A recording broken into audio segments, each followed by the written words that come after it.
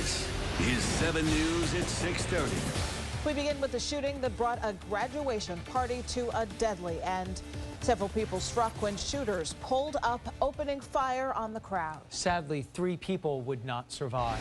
7's Rafael Pierce is live in Southwest Miami-Dade, where it happened, with more on these lives lost. Rafael. Yeah, and police have been out here since early this morning, and right now the investigation continues. Take a look back here behind me. This entire section surrounding the strip mall where the shooting took place is blocked off right now. There's dozens of evidence markers on the ground as police continue their search for a shooter.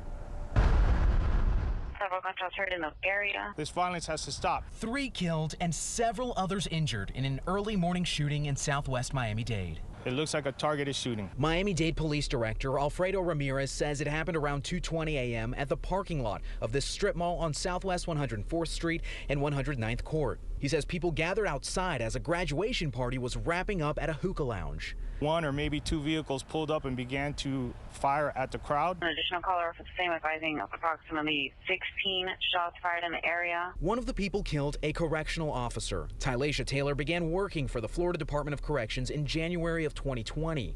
The FDC director saying, "We are devastated to learn a member of our FDC family, Officer Taylor, was killed in a fatal shooting. Our prayers are with her family as they navigate this unimaginable loss." Our condolences go to her and her family and to the other victims here on the scene. 2 others also killed as they tried to flee the scene. Police say the 2 were in a car that sped off and crashed into a wall at Miami-Dade College across the street. We're still trying to see what is their relation in this shooting. What we do know that inside that car with the victims, there's a firearm.